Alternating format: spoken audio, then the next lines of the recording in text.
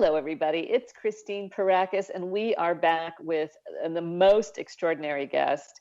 It is, sometimes you come across people that are total kindred spirits, and you have so much in common and are just dazzled at the same time. So, without further ado, I am introducing you to Julia Aquino. And she is a best-selling author, entrepreneur, speaker, hardworking mom, and breast cancer survivor.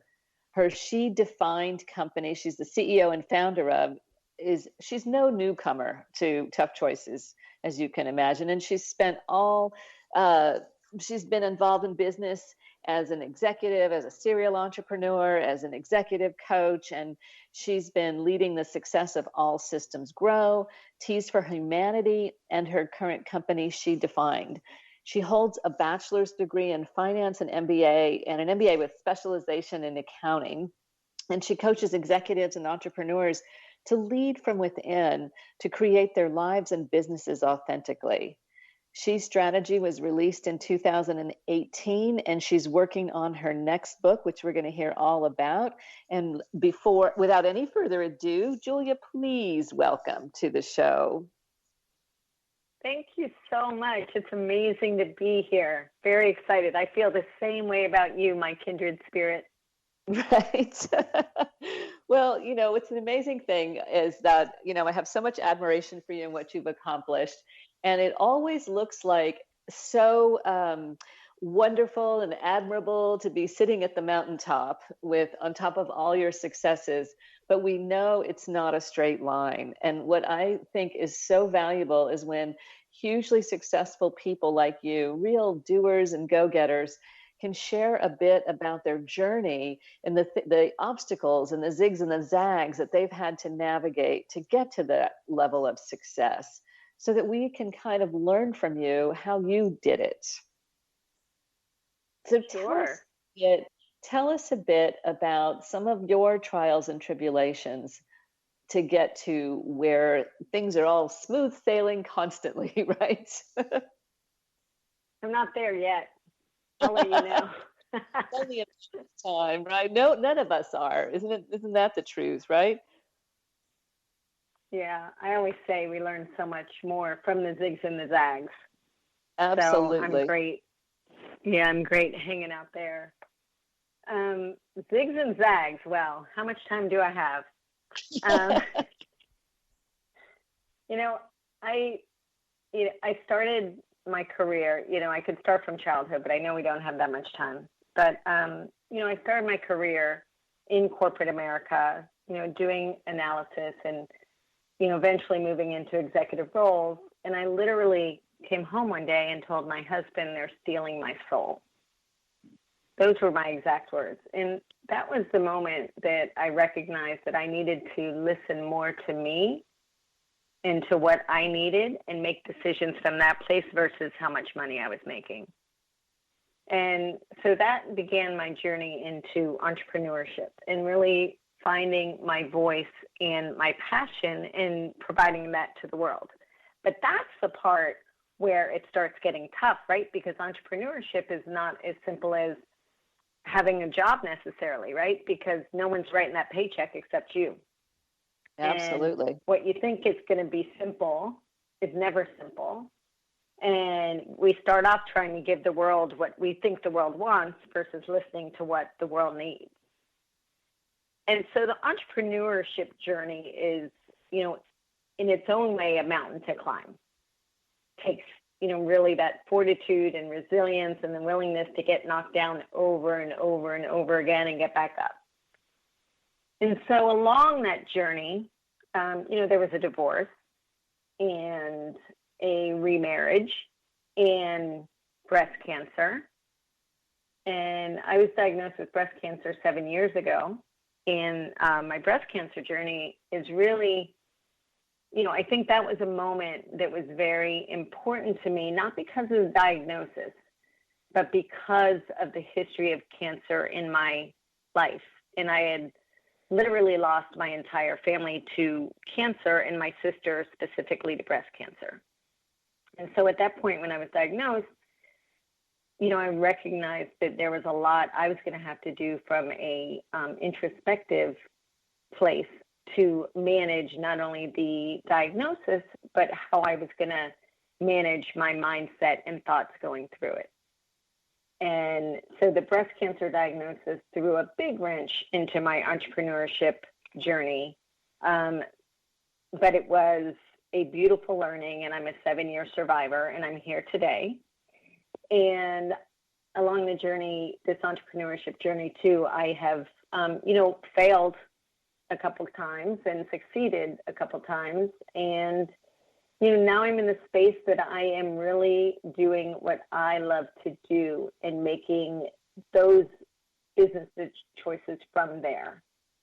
But I'm still climbing that mountain, girl.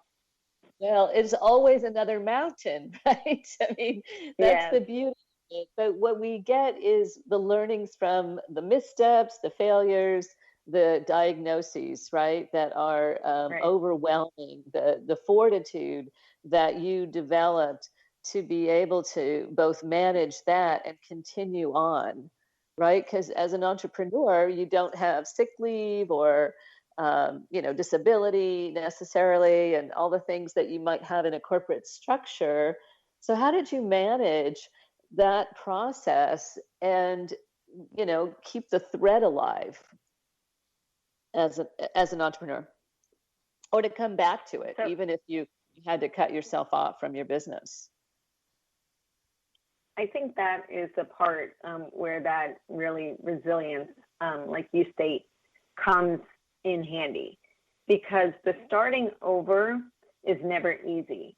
But when you build a business from relationships, those relationships exist long after you leave whatever you were doing. And so my starting over, or my leaving it and coming back to it, there was always those breadcrumbs of amazing relationships that supported me in that new space of starting over. So besides the letting go of your ego part, especially when there's failure, and really pulling yourself up, it's that moment where you actually say, hey, I could use your help, or hey, I'd love your support. And I think sometimes that's really, really difficult for us, but I think that has been a game changer in my life, because if you ask my family or those closest to me, they'd say, oh, Julia never asked for help. And that may have been true up until the point where I asked for help and someone helped me, and I said, oh, this is kind of cool. It doesn't make me weak. It doesn't make me bad or wrong. It actually allows them to be in the role they want to be in that moment. And it allows me to be vulnerable, which I think is a huge part of this learning. No so question. I think asking for help. Yeah. That was the linchpin for you, was being able to do that. Mm-hmm. What did it take the first time? Was it just getting to your knees? Was there a moment? Was there a self-talk, a motivation, something that got you to pick up the phone or to say, hey, I can't do this alone? I think it's the 30 years of work. Probably when I was about 25 or 26 is when I really started down that path, that spiritual, deeper path of understanding myself. And I think through that work and that learning, through meditation, through honest assessment, through many, many, many, many, many, many tears, and through those moments of getting down on your knees and saying, okay, God, guide me, direct me, because I don't know right now where to go. And I keep trying to do this on my own, and it's obviously not working. And then when I do that, when I truly do that through humility and grace, something amazing shows up within hours of the next morning. It's a beautiful gift. And so I believe that my path of learning, that path of really allowing myself to be vulnerable and experience not only what I need, but what, opening myself up to what others need, allowed me to get to that place of saying, okay, I need help. It was very uncomfortable. I do remember that. Very, very, very. And with practice, right? It all gets better. Right. So we have to be willing to get out of our comfort zones, and we have to be willing to look at, is this all there is, or is there something I can do right now? Yeah, that's a big So, one. It's what can I do right now to change the direction I'm going in? right. And sometimes it's going to be somebody else who's got the insights for you. And that's what you've been doing for women now for the last 5 years. And let's talk a bit about how your experiences have made you, um, helped you decide to focus on women and what you've been doing for women and with women for the last several years. Sure. So when I mentioned earlier about that whole corporate America, they're stealing my soul thing, a big part of that, in the late 80s and early 90s, and it, obviously still continues today, but it was very much a world in which, as a woman, we were treated very differently, and it was blatant, and it was really, really uncomfortable.